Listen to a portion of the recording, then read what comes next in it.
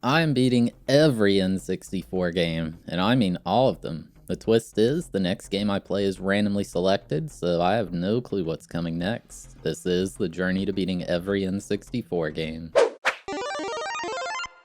Game number 57, Snowboard Kids. Released in 1998, this game was developed by Rakdim and published by Atlas. I personally hadn't played this game before, but I've heard a lot about it. For one thing, I play a lot of custom Super Mario World games, and people have made ports of many of the songs from this. So I knew going in, at least the music was going to be amazing. I feel this is one of the more popular games on the console, as so many people were excited to hear I was playing it. The main single player mode in this game is just the racing mode, so we'll be completing that to beat this game. First thing to do is choose our racer. We have a selection of Slash, Nancy, Jam, Linda, or Tommy. They all have different stats in speed, turning, and tricks, and apparently they're all only 10 or 11 years old. I started as Slash since all his stats were balanced, so probably the best for getting used to the game. When the first race started, I was incredibly bad, like worse than a toddler bad.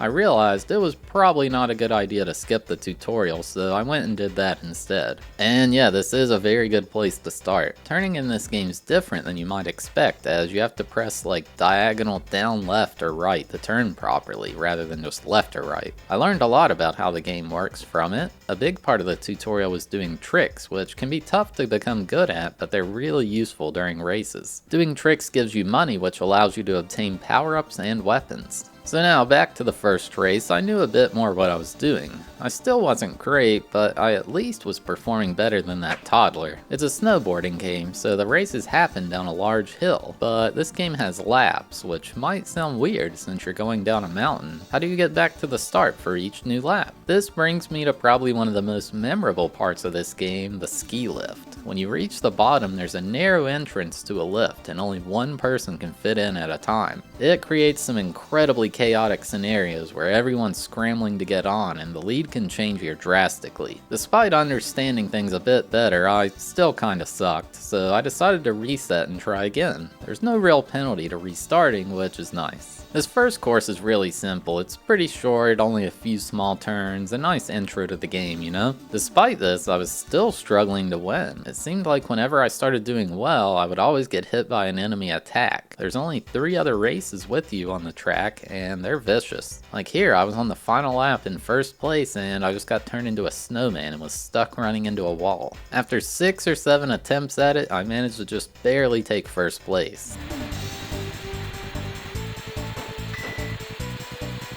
Oh, you gotta hit that. Pass.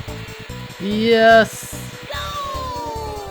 It always feels great winning that first race in these games, you know? After the race, it shows the money you earn based on how you placed and for what you made from doing tricks during the race. You use the money to purchase new boards at the shop. Getting a better board improves the playing experience so much, as these starting boards are they're so bad in comparison. However, I didn't have near enough money to buy one after just one race. There's 3 different types of boards: freestyle, which is better at doing tricks and turning, all around, which is balanced out, and alpine, which is the fastest but struggles at turns. Anyway, moving on to race 2, Big Snowman. This one's super long, but it only has 2 laps. Kinda nice since we won't be fighting over the lift so much. I got a boosted start in this one by just mashing the A button. I think it's supposed to be a timing thing, but mashing it just works fine. This course has by far the best song on it, like, it's just so good.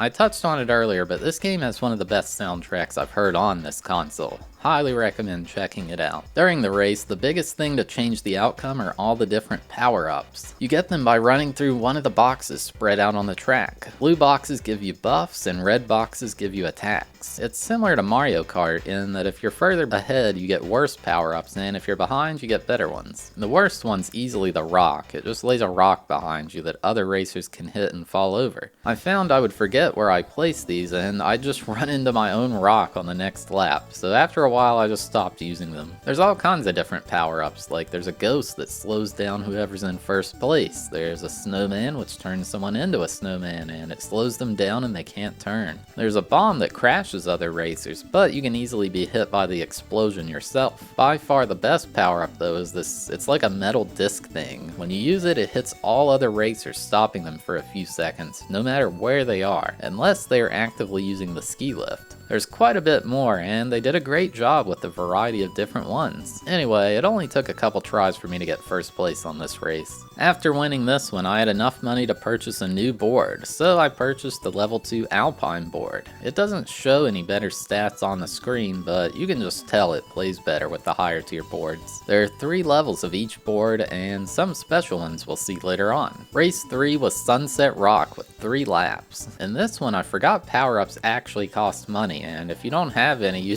just crash when you try to grab one. While not being quite as powerful as the metal discs, the most demeaning power-up to get hit by is the parachute. You get launched into the air and you just slowly float back down. And if you get hit just before a downward section, it takes even longer to land. This track has a new feature in a rail that you can grind on. It doesn't affect your speed at all, but hitting it gives you 300 gold, which is quite a lot. With the new board, I actually beat this race first try. Not sure if it was the board or if I was just getting better at the game. Race 4 is Night Highway with 3 laps. Another absolute banger on this track. I'm telling you, go listen to the soundtrack.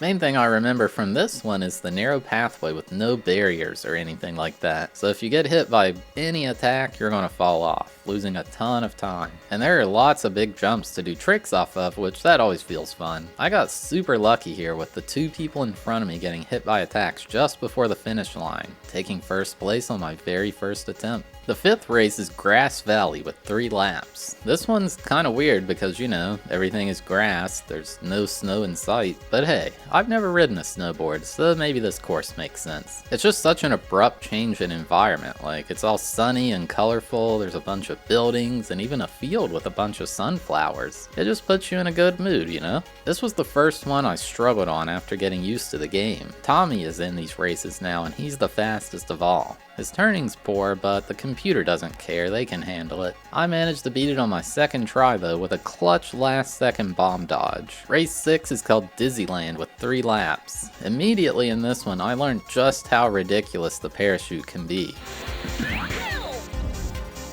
Wow.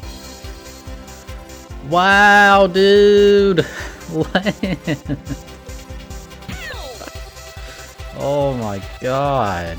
Getting hit like that may as well end your race right there. This track's a mix of your typical snowy slope as well as some non-traditional stuff. There's a part where you're racing through one of those spinning cup rides from a theme park, then immediately you're in a prehistoric area with dinosaurs, and then later there's a river rapid you go through, although it doesn't alter your physics. I wasn't even close to beating this one. Tommy was just so ahead of all of us, and I felt like I had no chance. I decided I needed a better board, so thankfully you're able to revisit earlier races to farm money to buy them. I saved up 20,000 gold and bought the final tier of the all-around board, hoping this was the answer to Tommy's dominance. It definitely helped as I was able to keep up pretty well. There was an incredibly close finish on my 4th try. Oh no, man. God.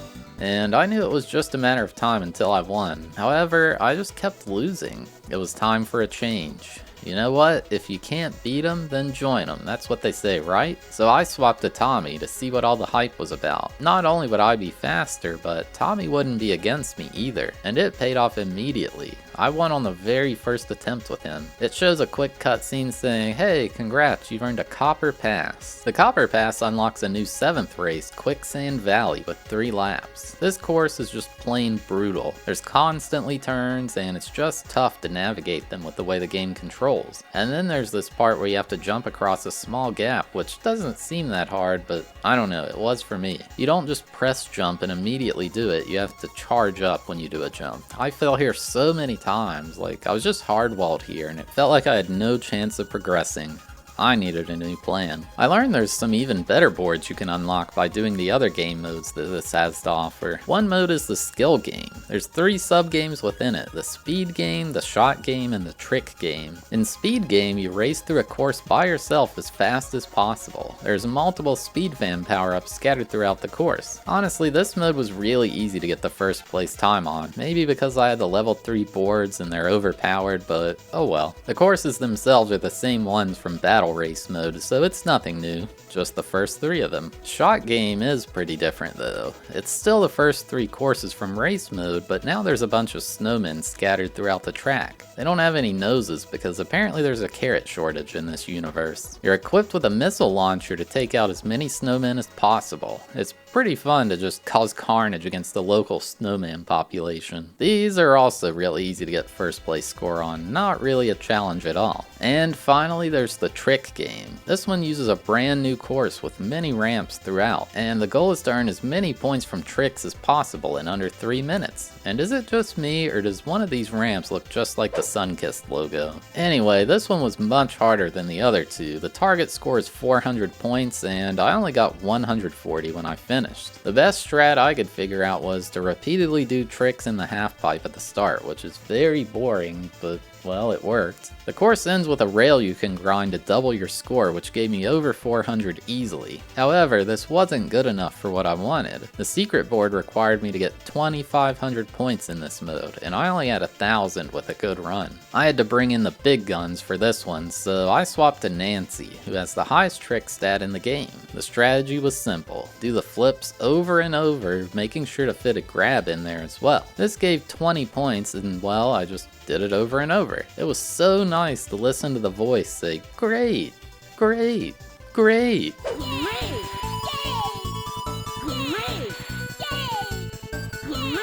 Over and over and over.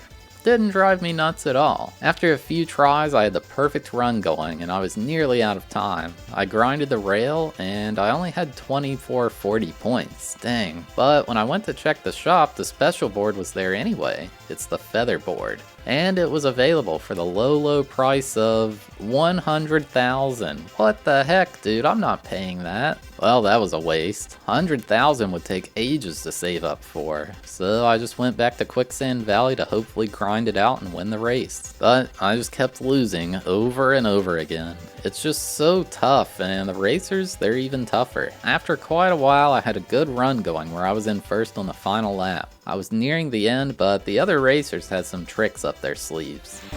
Come on. Invisibility. No, why the rock?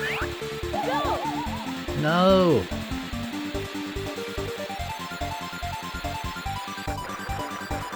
Go.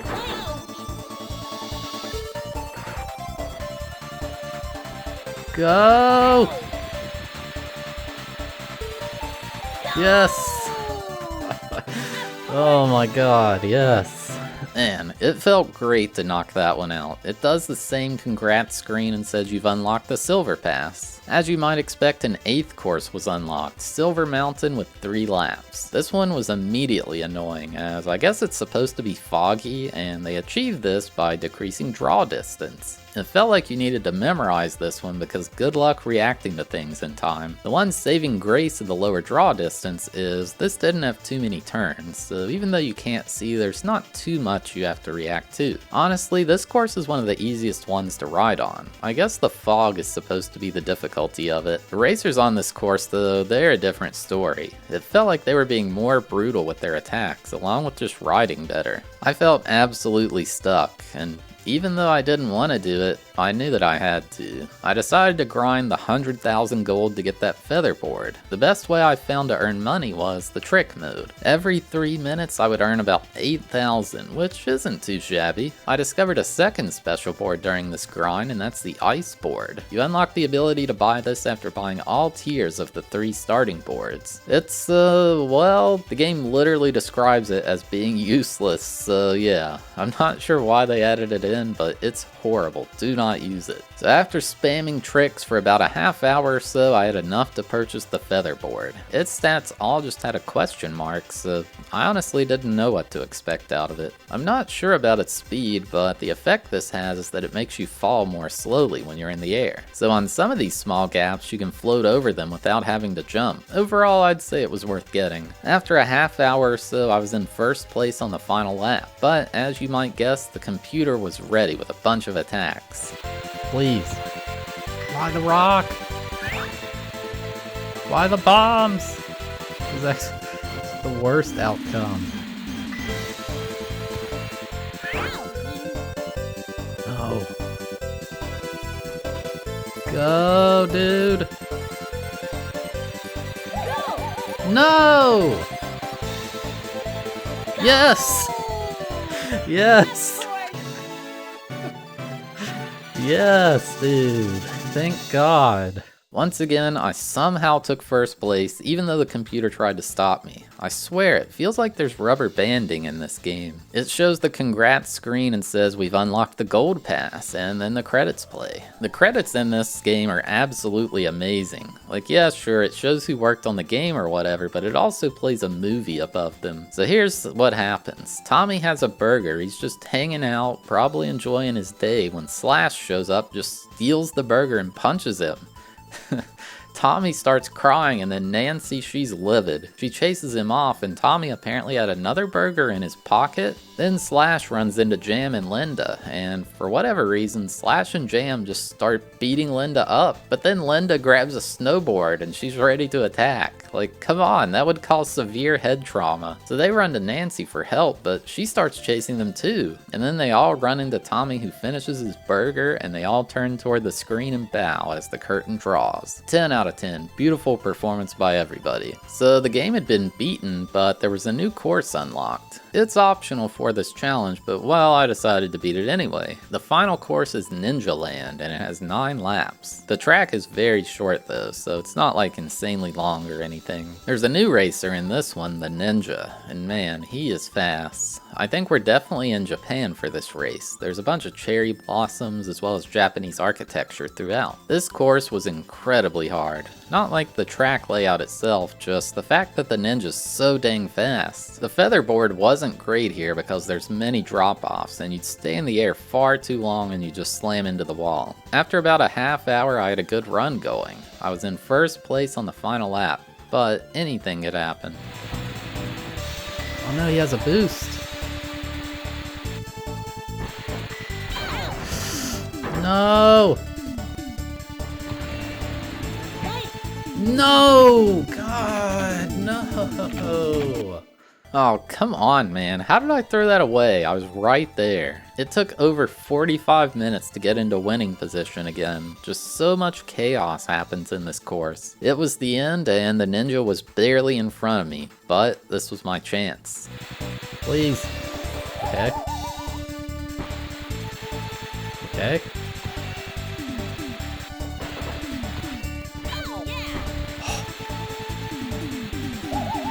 Use it. I don't know. Panic. Please. Please. Yes. Yes. Yes. Finally, after an hour and a half of trying, I had beaten the Ninja. Good riddance. It plays the credits once again, and unfortunately it's the same cutscene. I was hoping you'd get something new for beating it, but oh well. You do at least get some kind of reward for winning though. You unlock the Starboard, which is maxed out in all stats. I didn't grind out the 80,000 gold to purchase it, but I imagine it's overpowered. And yeah, that's it. Game complete. So yeah, there you have it, my journey to beating Snowboard Kids. I thought this game was pretty fun. They applied the principles of Mario Kart in giving you power-ups to mess with the other racers or help you catch up, which creates a nice game balance in a way. The most skilled racer won't always win. Plus, they have multiple modes to change things up with the skill games, and there's a high enough amount of tracks to keep things fresh. The ski lift mechanic was pretty unique too, like I thought that was really cool. The music's amazing and the game runs smooth. I gave it a 7 out of 10 for enjoyability and a 6.5 out of 10 for difficulty. Definitely recommend checking this one out. But yeah, if you made it this far, thank you so much for watching, I really appreciate it. If you did enjoy the video, consider giving it a like, as it does help the channel a lot, and if you like this series, make sure to subscribe so you don't miss out on the next one. But yeah, thanks for watching, and here's a sneak peek at what is coming next. So there are currently 334 games on the list. Could be anything. Let's see what it is. 3, 2, 1, go. 66. Well, it's definitely not Snowboard Kids 2. We are playing Cyber Tiger. What the heck is that?